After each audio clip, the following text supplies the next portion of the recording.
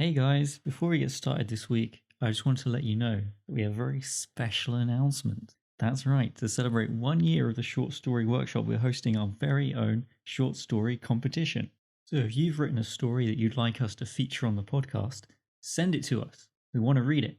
It can be any story up to 5,000 words long. It can be funny, scary, quirky, thoughtful, intriguing, whatever you like. Not only will the winning story be featured on the podcast, but there is a top prize of $75, plus the second and third place stories will get personalised feedback from us. For full details on how to enter, go to theshortstoryworkshop.com/competition. The closing date is November the 15th, 2021. And now for your regularly scheduled episode. Hello and welcome to the Short Story Workshop. In each episode, we read a short story and then discuss it. This week's episode is The Ransom of Red Chief by O. Henry. I picked this story. I picked it because it made me laugh. I liked the characters. I think they were quite well defined in a short space of time, and most lines had a joke in them, which I appreciated. So here it is, The Ransom of Red Chief by O. Henry. It looked like a good thing, but wait till I tell you. We were down south in Alabama, Bill Driscoll and myself, when this kidnapping idea struck us. It was, as Bill afterward expressed it, during a moment of temporary mental apparition, but we didn't find that out till later. There was a town down there, as flat as a flannel cake, and called Summit, of course. It contained inhabitants as of undeleterious and self-satisfied a class of peasantry as ever clustered around a maypole. Bill and me had a joint capital of about $600, and we needed just $200 more to pull off a fraudulent town lot scheme in western Illinois with. We talked it over on the front steps of the hotel. Philoprogenitiveness, says we, is strong in semi-rural communities. Therefore, and for other reasons, a kidnapping project ought to do better than in the radius of newspapers that send reporters out in plain clothes to stir up talk about such things. We knew that Summit couldn't get after us with anything stronger than constables and maybe some lackadaisical bloodhounds and a diatribe or two in the weekly farmer's budget. So it looked good. We selected for our victim the only child of a prominent citizen named Ebenezer Dorset. The father was respectable and tight, a mortgage fancier and a stern, upright collection plate passer and forecloser. The kid was a boy of 10, bas-relief freckles, hair the colour of the cover of the magazine you buy at the newsstand when you want to catch a train. Bill and me figured that Ebenezer would melt down for a ransom of $2,000 to a cent. But wait till I tell you. About 2 miles from Summit was a little mountain covered with a dense cedar brake. On the rear elevation of this mountain was a cave. There we stored provisions. One evening after sundown, we drove in a buggy past old Dorset's house. The kid was in the street, throwing rocks at a kitten on the opposite fence. "Hey, little boy," says Bill, "would you like to have a bag of candy and a nice ride?" The boy catches Bill neatly in the eye with a piece of brick. "That'll cost the old man an extra $500, says Bill, climbing over the wheel. That boy put up a fight like a welterweight cinnamon bear, but at last we got him down in the bottom of the buggy and drove away. We took him up to the cave, and I hitched the horse in the cedar brake. After dark, I drove the buggy to the little village 3 miles away where we had hired it and walked back to the mountain. Bill was pasting court plaster over the scratches and bruises on his features. There was a fire burning behind the big rock at the entrance of the cave. The boy was watching a pot of boiling coffee, 2 buzzard-tail feathers stuck in his red hair. He points a stick at me when I come up and says, "Ha! Cursed pale-face, do you dare to enter the camp of Red Chief, the terror of the plains?" "He's all right now," says Bill, rolling up his trousers and examining some bruises on his shins. "We're playing Indian. We're making Buffalo Bill's show look like magic lantern views of Palestine in Town Hall. I'm old Hank, the trapper, Red Chief's captive, and I'm to be scalped at daybreak. By Geronimo, that kid can kick hard." Yes, sir, that boy seemed to be having the time of his life. The fun of camping out in a cave had made him forget that he was a captive himself.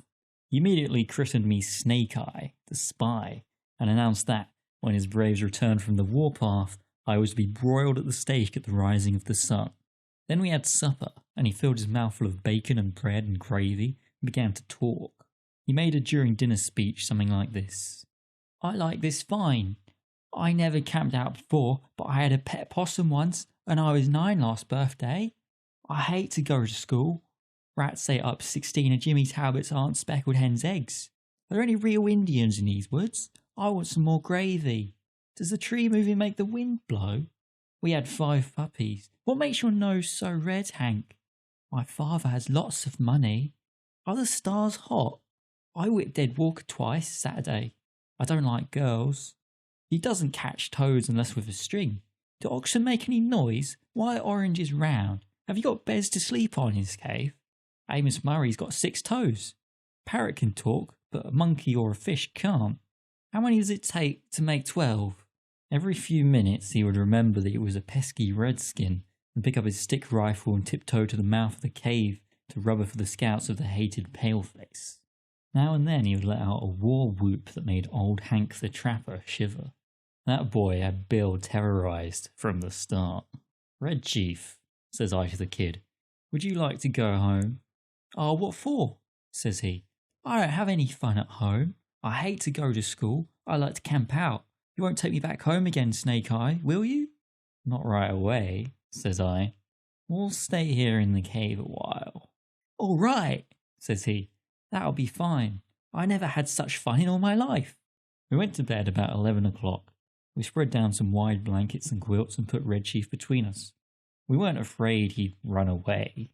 He kept us awake for 3 hours, jumping up and reaching for his rifle and screeching, "Hist! Pard!" in mine and Bill's ears, as the fancy crackle of a twig or the rustle of a leaf revealed to his young imagination that stealthy approach of the outlaw band. At last I fell into a troubled sleep, and dreamed that I had been kidnapped and chained to a tree by a ferocious pirate with red hair. Just at daybreak I was awakened by a series of awful screams from Bill. They weren't yells or howls or shouts or whoops or yawps, just as you'd expect from a manly set of vocal organs. They were simply indecent, terrifying, humiliating screams, such as women emit when they see ghosts or caterpillars. It's an awful thing to hear a strong, desperate fat man screaming continentally in a cave at daybreak. I jumped up to see what the matter was. Red Chief was sitting on Bill's chest with one hand twined in Bill's hair. In the other, he had the sharp case knife we used for slicing bacon, and he was industriously and realistically trying to take Bill's scalp, according to the sentence that had been pronounced upon him the evening before. I got the knife away from the kid and made him lie down again. But from that moment, Bill's spirit was broken. He lay down on his side of the bed, but he never closed an eye again in sleep as long as that boy was with us. I dozed off for a while, but along towards sunup I remembered that Red Chief had said I was to be burned at the stake at the rising of the sun. I wasn't nervous or afraid, but I sat up and lit my pipe and leaned against a rock. "What are you getting up so soon for, Sam?" asked Bill. "Me?" says I. "I've got a kind of a pain in my shoulder. I thought sitting up would rest it." "You're a liar," says Bill. "You're afraid. You was to be burned at sunrise, and you was afraid he'd do it. And he would too, if he could find a match. Ain't it awful, Sam? Do you think anybody will pay out money to get a little imp like that back home?" "Sure," said I. "A rowdy kid like that is just the kind that parents dote on. Now you and the chief get up and cook breakfast while I go up the top of this mountain and reconnoitre." I went up on the peak of the little mountain and ran my eye over the contiguous vicinity. Over towards summit I expected to see the sturdy yeomanry of the village, armed with scythes and pitchforks, beating the countryside for the dastardly kidnappers. But what I saw was a peaceful landscape dotted with one man ploughing with a dun mule. Nobody was dragging the creek. No couriers dashed hither and yon, bringing tidings of no news to the distracted parents. There was this sylvan attitude of somnolent sleepiness pervading that section of the external outward surface of Alabama that lay exposed to my view. Perhaps, says I to myself, it has not yet been discovered that the wolves have borne away the tender lambkin from the fold. Heaven help the wolves, says I, and I went down the mountain to breakfast. When I got to the cave, I found Bill backed up against the side of it, breathing hard, and the boy threatening to smash him with a rock half as big as a coconut. "He put a red-hot boiled potato down my back," explained Bill, "and then mashed it with his foot, and I boxed his ears. Have you got a gun about you, Sam?" I took the rock away from the boy and kind of patched up the argument. "I'll fix you," says the kid to Bill. "No man ever yet struck the Red Chief, but what he got paid for it, you better beware." After breakfast, the kid takes a piece of leather with strings wrapped around it out of his pocket and goes outside the cave unwinding it. "What's he up to now?" says Bill anxiously. "You don't think he'll run away, do you, Sam?" "No fear of it," says I. "He don't seem to be much of a homebody. But we've got to fix up some plan about the ransom. There don't seem to be much excitement around Summit on account of his disappearance. Maybe they haven't realised yet that he's gone. His folks may think he's spending the night with Aunt Jane or one of the neighbours. Anyhow, he'll be missed today. Tonight we must get a message to his father demanding the $2,000 for his return." Just then we heard a kind of war whoop, such as David might have emitted when he knocked out the champion Goliath. It was a sling that Red Chief had pulled out of his pocket, and he was whirling it around his head. I dodged and heard a heavy thud and a kind of sigh from Bill, like a horse gives out when you take his saddle off. A niggerhead rock the size of an egg had caught Bill just behind his left ear. He loosened himself all over and fell in the fire across the frying pan of hot water for washing the dishes. I dragged him out and poured cold water on his head for half an hour. By and by, Bill sits up, feels behind his ear, and says, "Sam, do you know who my favourite biblical character is?" "Take it easy," says I. "You'll come to your senses presently." "King Herod," says he. "You won't go away and leave me here alone, will you, Sam?" I went out and caught that boy and shook him until his freckles rattled. "If you don't behave," says I, "I'll take you straight home. Now, are you going to be good or not?" "I was only funning," says he sullenly. "I didn't mean to hurt old Hank. But what did he hit me for? I'll behave, Snake Eye, even if you won't send me home, and if you'll let me play the Black Scout today." "I don't know the game," says I. "That's for you and Mr. Bill to decide. He's your playmate for the day. I'm going away for a while on business. Now you come in, make friends with him, and say you're sorry for hurting him, or home you go at once." I made him and Bill shake hands. Then I took Bill aside and told him I was going to Poplar Cove, a little village 3 miles from the cave, and find out what I could about how the kidnapping had been regarded in Summit. Also, I thought it best to send a peremptory letter to Old Man Dorset that day, demanding the ransom and dictating how it should be paid. "You know, Sam," says Bill, "I've stood by you without batting an eye in earthquakes, fire and flood, in poker games, dynamite outrages, police raids, train robberies and cyclones. I never lost my nerve yet till we kidnapped that 2-legged skyrocket of a kid. He's got me going. You won't leave me along with him, will you? Will you, Sam?" "I'll be back sometime this afternoon," says I. "You must keep the boy amused and quiet till I return. And now we'll write the letter to old Dorset." Bill and I got paper and pencil and worked on the letter, while Red Chief, with a blanket wrapped around him, strutted up and down, guarding the mouth of the cave. Bill begged me tearfully to make the ransom $1,500 instead of $2,000. "I ain't attempting," says he, "to decry the celebrated moral aspect of parental affection, but we're dealing with humans, and it ain't human for anybody to give up $2,000 for that 40-pound chunk of freckled wildcat. I'm willing to take a chance at $1,500. You can charge the difference up to me." So, to relieve Bill, I acceded, and we collaborated a letter that ran this way. "Ebenezer Dorset, Esquire. We have your boy concealed in a place far from Summit. It is useless for you or the most skillful detectives to attempt to find him. Absolutely, the only terms on which you can have him restored to you are these. We demand $1,500 in large bills for his return, the money to be left at midnight tonight at the same spot and in the same box as your reply, as hereinafter described. If you agree to these terms, send your answer in writing by solitary messenger tonight at 8:30.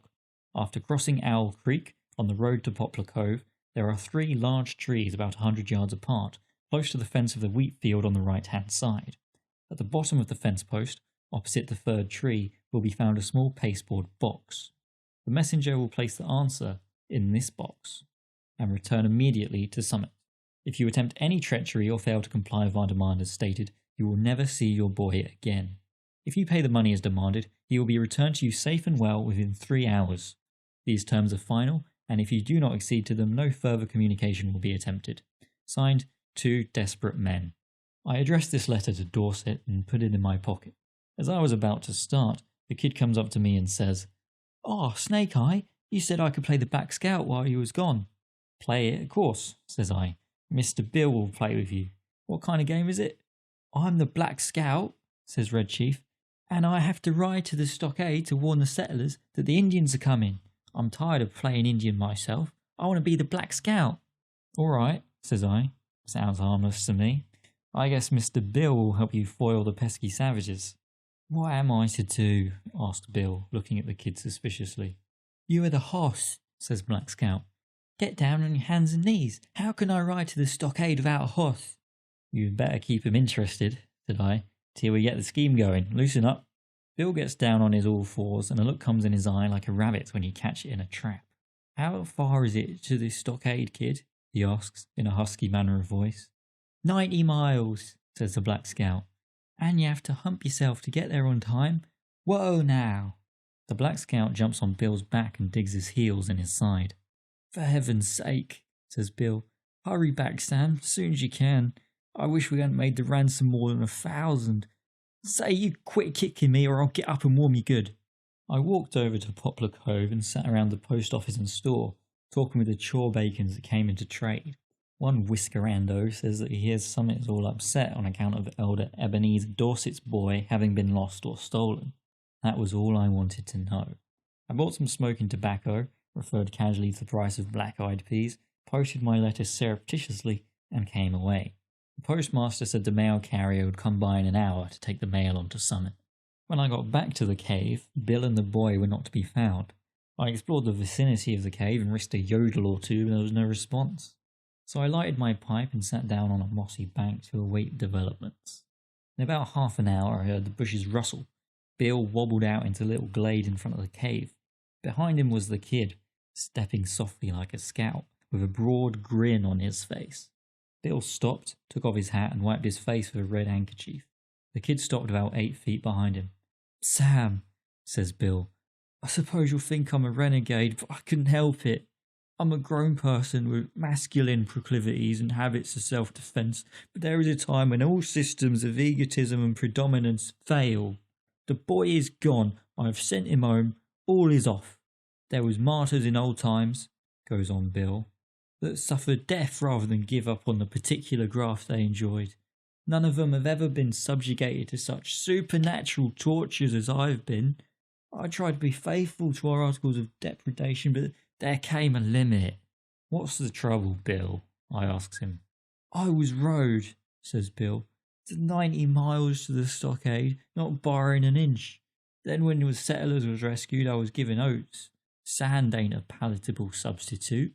And then for an hour I had to try to explain to him why there was nothing in holes, how a road can run both ways, and what makes the grass green. I tell you, Sam, a human can only stand so much.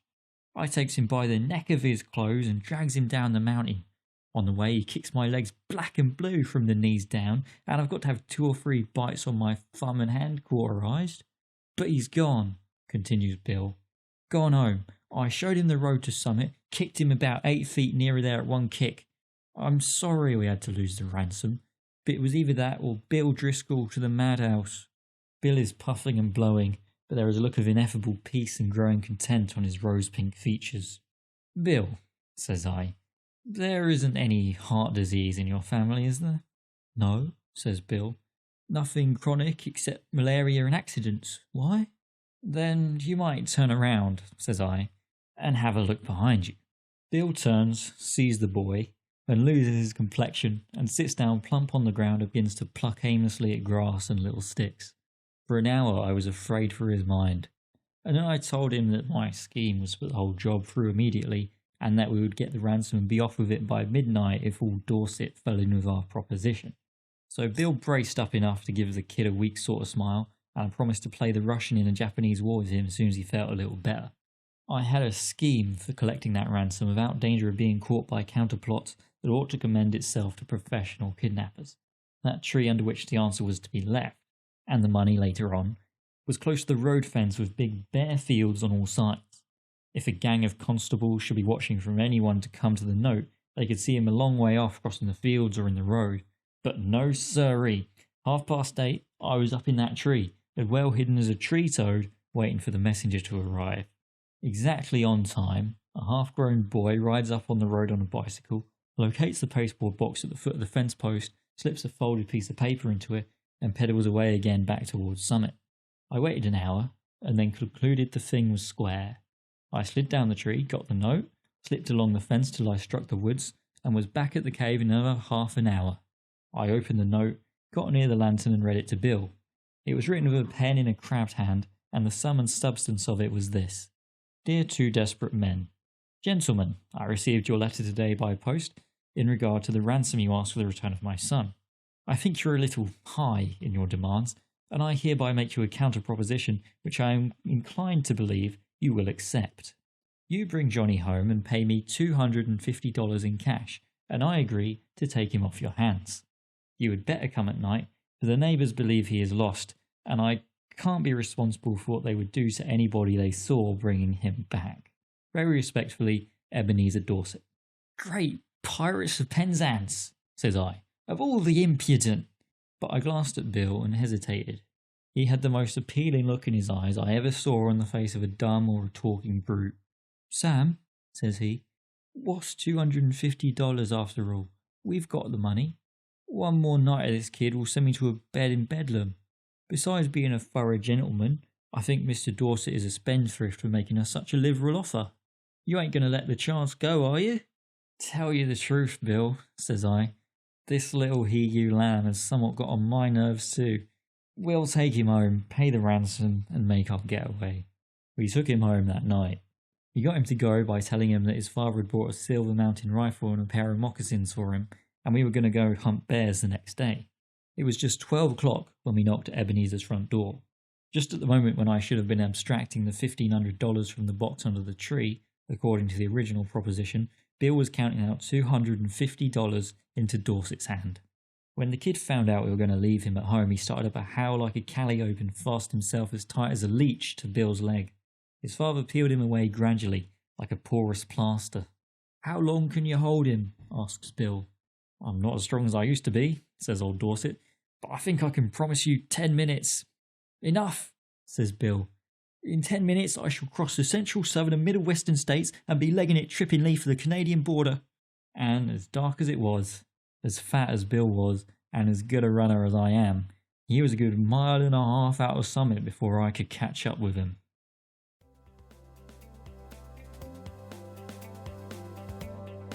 Alright, so what did you both think of The Ransom of Red Chief?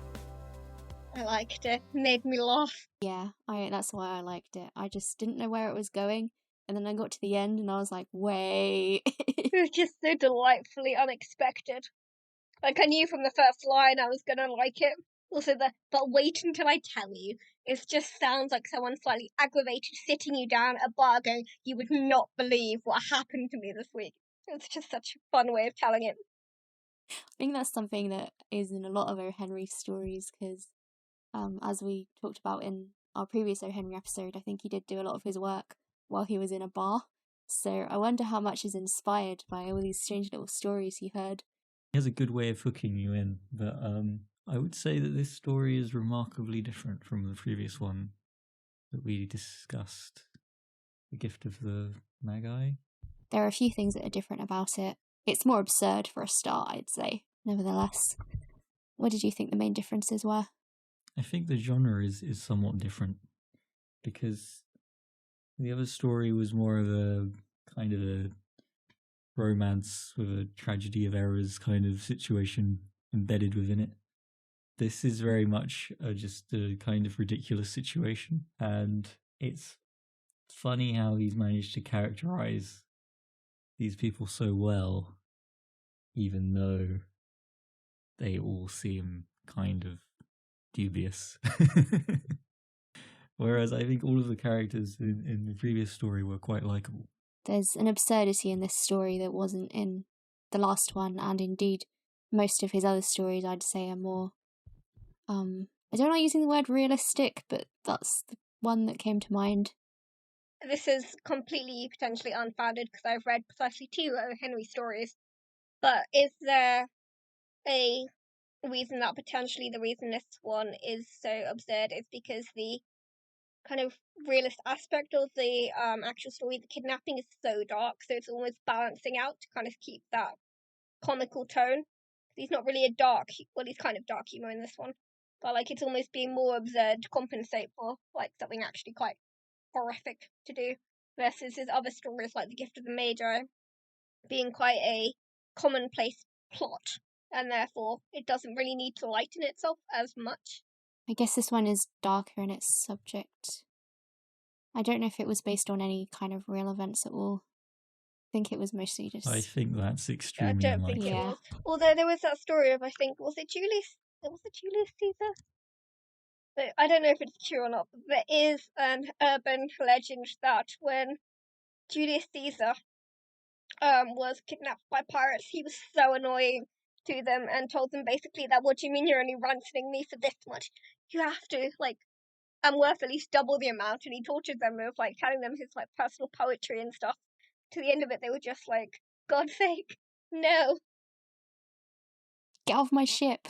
I think that's the real, like, best move when you've been kidnapped. Just be annoying enough that the kidnappers don't want you anymore. Apparently he bossed them around and shushed them when he wanted to sleep and made them listen to his speeches. Yeah, that drove me crazy too. I think the fact that they pay the dad is the real, like, cherry on top of the twist as well. Yeah. In another odd parallel to the O. Henry story, so I do wonder if he was inspired by it. In the Caesar story, apparently, he also threatened to have his punishment upon the kidnappers in a similar way to the Red Chief telling the characters that they were going to be burned at the stake or scalped. Caesar said that he'd crucify the pirates, except after his ransom paid, he actually did go and do that.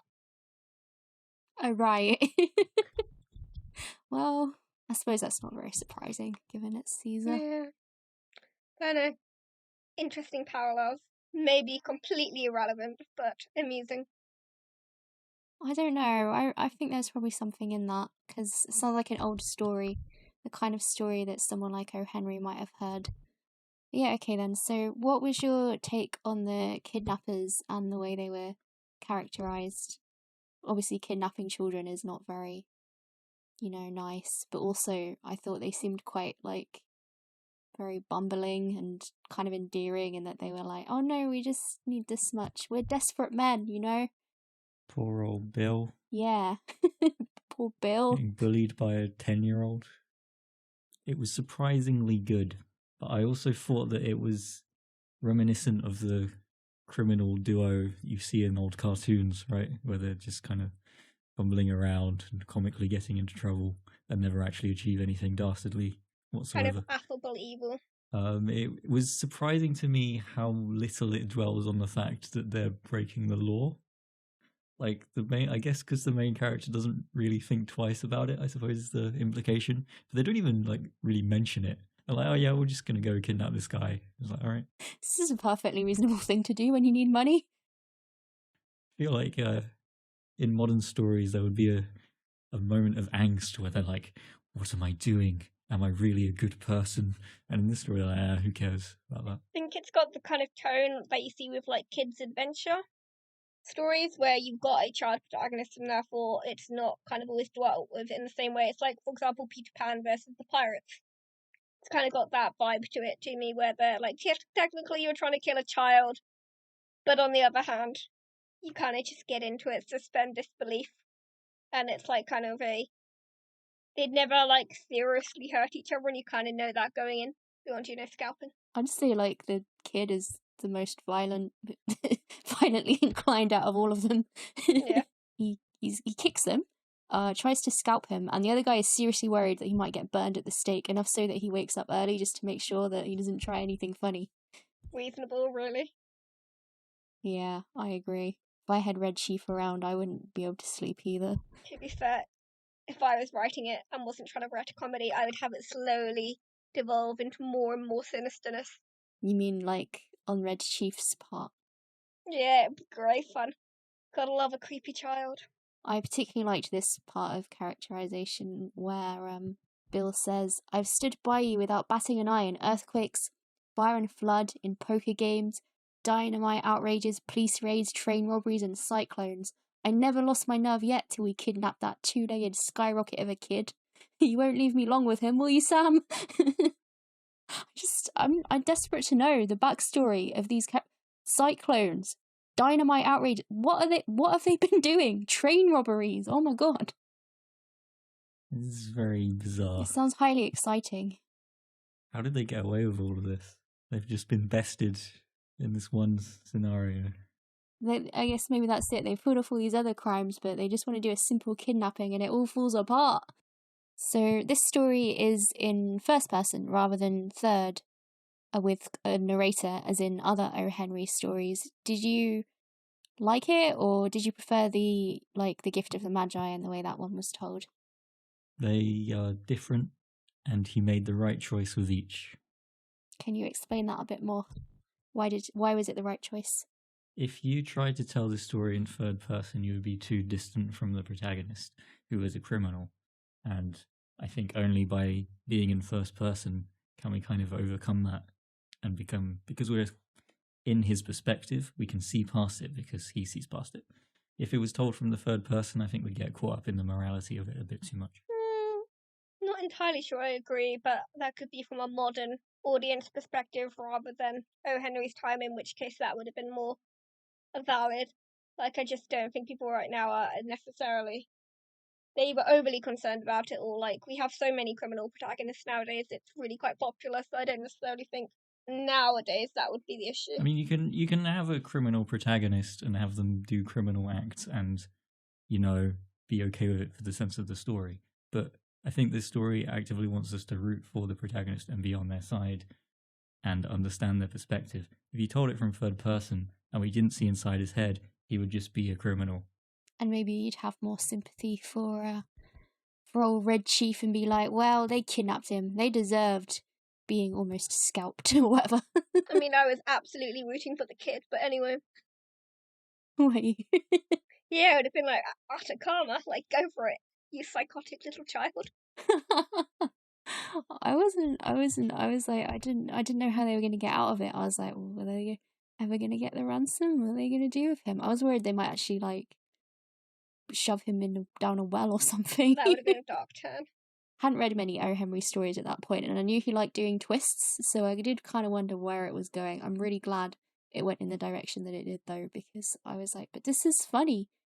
Or what was your favourite, like, line or maybe joke in the story? Because I have one that's probably not very correct of me, but I really liked the part where Bill said his favourite character in the Bible was King Herod.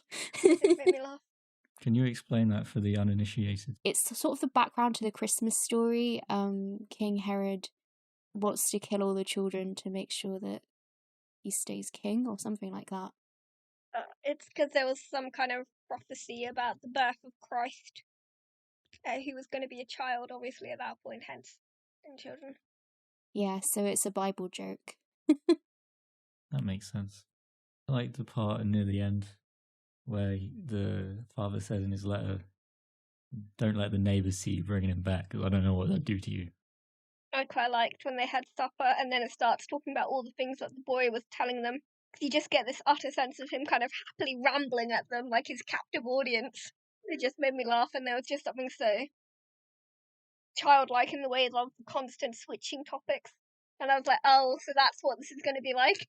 I'm still pondering over why are oranges round. It's a good question. I don't know the answer. It's a good question. I've never considered the question, and I don't know the answer, but, like, does Amos Murray have 6 toes? Yeah, you do get the impression that he's just kind of yapping or beating them up the whole time. I mean, he's just being a child. I mean, this whole story is just a metaphor for parenthood, right? It's about how you choose to have a child, and then when you're, like, a few years in, there are times where you're like, Jesus Christ, I've made a terrible mistake. Well, that's the way of looking at it I didn't really think of. But, yeah. I'd hope your child didn't try and scalp you, though. Obviously, it's an exaggeration. That's how I read it. And I think, to move us on, I think that's why the humour works so well, because even though the whole situation is absurd, there is an element of truth in it.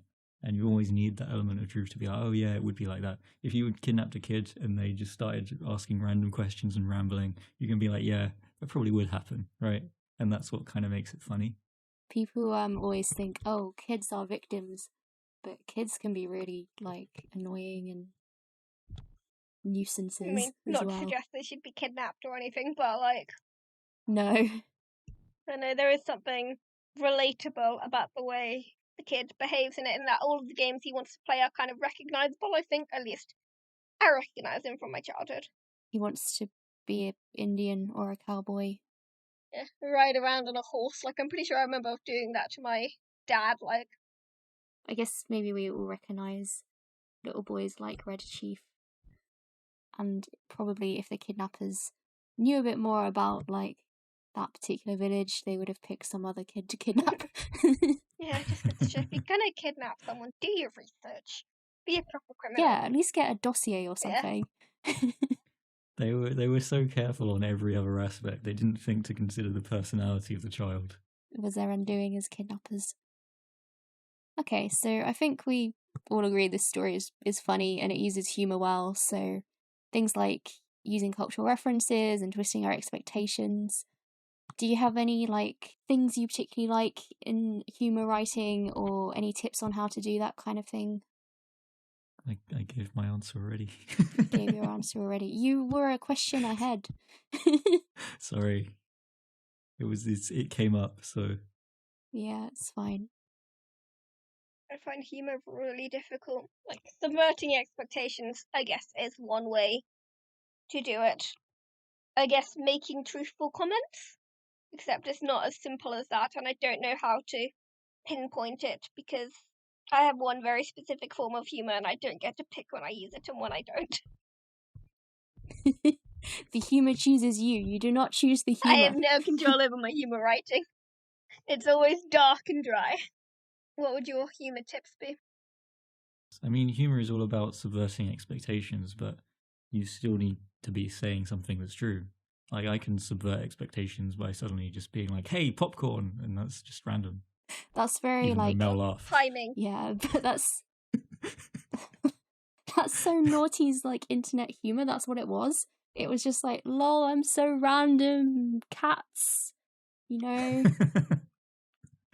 Yeah, but if you want to be actually funny, like, you still have to make sense, just in an unexpected way. And it has to fit in with the timings. The funniest things happen at the perfect moment.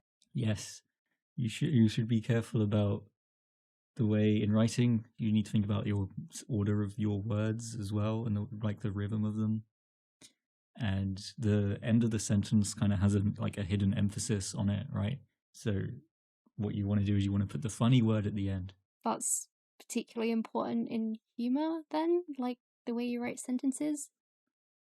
I think so. If the funny part is at the middle of your sentence, you still need to read the rest of the sentence. If it's at the end, then it's not only emphasized, but you immediately have time to stop and It's like laugh. someone does the punchline and then keeps going. Oh, I Right, see. exactly. Same with in drama writing, if you do a mic drop and then keep going, the dramatic thing should also be at the end of the sentence. Say, I don't know, she walked into the kitchen and saw the grocery bags, the open window, and her sister's dead body. Like, the dead body as the dramatic thing there would be the last one. Unless you're deliberately, making something seem unimportant, in which case you'd put it in the middle, and the humour can be that it's glossing over something like, she walked into the cellar, past the cookies, the vampire, and to find the nails that her mother needed, which makes the vampire seem insignificant because it's dropped in the middle, which might suggest it's part of the character's everyday normal life. Just don't mind the vampire. He likes to hang out here. So it matters where you put the thing in the sentence. So I guess the thing I think is really important to writing humour is character voice. So I like first person for it, and I like you get the sense of who they are as well as their sense of humour through the writing. So this is something that O. Henry does well, because you kind of get a sense of what things he finds funny and what things he thinks are important in stories through the things that he highlights in this story. There's those sort of concrete things you can say, like, oh, he uses cultural references, or he twists expectations, or he times things well. But there's also I think there's just a bit of extra charisma that some writers bring to their work that's just them, and it's really hard to copy it or like imitate it. It just is their voice and stamp on things. You always have quite a lot of humour in your stories, Mel. Yeah, I like laughing at things. And the things I find funny, I'm like, I don't know if anyone else finds this funny, so I'm just going to point out how stupid it is and hope that they do. Reading your narrative voice is just someone telling you a story while being gleefully, quietly amused. Yes. I find the world to be very amusing at times. Sometimes I seem to have two modes. I'm either frustrated or amused, and I wish I could sometimes just be somewhere in between. You want to just be normal? Sometimes I'm just like, can I not be annoyed for a minute? Or like, this is funny and I don't know what to do. Sometimes I have to laugh at things just because otherwise I'll cry. I was always the guy, I'm sure my professors hated me, I was always the guy who would snicker during lectures at things that probably weren't funny, and no one probably had a clue what I was laughing at. But I just had this weird sense of humour. Even if something was slightly funny, I would laugh at it, even if it wasn't meant to be, especially if it wasn't meant to be funny. It's funnier if it's not meant to be funny. Lucy, I thought so. Agonising thing when you know you're not allowed to laugh. I would agree. Like, sex scenes don't make me laugh. Literally, making me laugh is the hard part of writing. It's high risk, I think, is what I've commonly heard. And that if someone doesn't get your sense of humour, they're just not going to like your story. Yeah. And sense of humour is incredibly individualistic. I don't know if it's necessarily true, because you can include jokes without much cost a lot of the time. Like, sometimes it feels like you just might as well. The only thing you risk damaging is your tone, so unless you're particularly worried about that, sometimes you might as well make a joke. And as long as your whole story isn't hinging on it, if it doesn't land, then it's not that big of a deal. Do you think you can get away with jokes in, like, a horror story? Yes. Actually, I think they work really well to give the reader rest points or to divert attention, or because that's what people do when they're freaking out if they start telling jokes. It's contrasts well. It's funny how, like, just telling a joke can almost make it more sinister sometimes, because it gives you the sense that the character is just kind of freaked out, I think. Yeah, and you can see it escalating as well if other characters start getting annoyed with them for the jokes. Or start turning on them while you just think this is all so funny, don't you? How come you're not caring about this and they're actually like, oh crap. Like, different function to humour, but there's a lot you can do with it. It's the same with the whole, it's funny up until the right moment it's not, and then suddenly because it was so funny before, it's suddenly horrifying. Can be really effective. Have you got an example of that? I'm trying to think. Just seems like one of those things that needs an example to properly explain. Yeah, I'm just trying to think of a good example. Oh, I was going to suggest Parasite as an example. Yes. Quite a humorous movie, and then things get very dark. Oh, okay. I haven't seen that movie, but... It's unlike anything else. Okay. Maybe I should see what it. I will say about it. It's good. It's good. It will make you laugh. Brace yourself. Don't go into it expecting a comedy. No, I don't. I thought it was a horror film. Yeah. I would be more surprised at laughing at it. I was surprised, but it is quite funny. Oh, what of an example? Shaun of the Dead. It's partially a foreshadowing with the whole you've got red on you thing. Like, they do a lot of jokes like that, which are funny up until flipped later in the movie, where you've got red on you means obviously blood instead of ketchup. I think that director's really good at callbacks like that as well. Yes. Edgar Wright. Okay, so final question then. Would you have paid $250 to get rid of Red Chief? Okay, listen, I looked this up. $250 in 1907 is about $6,500 in today's money. That's a lot. I would not have paid it. Like, you've already kidnapped the child, just tie him to a tree in the village and run. Exactly. There must be some way to extricate yourself from this devil without paying such a large sum of money. They're clearly not as smart as they think they are they? Yeah, or just pretend to, like, play hide and seek or something. Just take him on one of their train robberies and just leave him on the train. Yeah, train him to, like, become the mastermind. Red Chief, the master criminal. I could see it. It's going to be a formative experience I think it'll for be him. fun. And even if he gets caught, you've won. It's true. This could have been the start of a beautiful life of crime, and they wasted the opportunity by paying $250. Also, if they had this much money, were they really that desperate in the first place? Didn't they need... What did they say they needed the money for? Wasn't it for like a specific scam? Yeah. I mean, their excuse for kidnapping the child seems to be that they need money, but it seems to me they don't really need money. We needed just $2,000 more to pull off a fraudulent town lot scheme in Western Illinois. They want to fund their next massive con, which would probably be to do with selling houses at a false town. They could just not, though. They could just not be criminals. Like, clearly they have enough money to survive at this point. I mean, that's not necessarily the only reason to commit crime. There's also the thrill of it.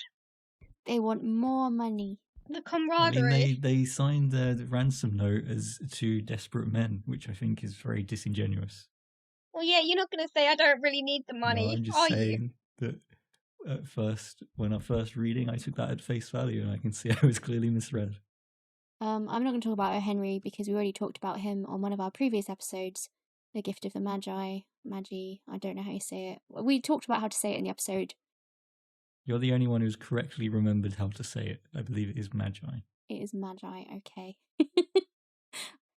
Yeah, so if you're interested in Henry, go and listen to our previous episode. Thank you for listening. Please leave a comment on our website to let us know what you thought. You can also find all our previous short stories and episodes. We'll be back with another story next week. Goodbye.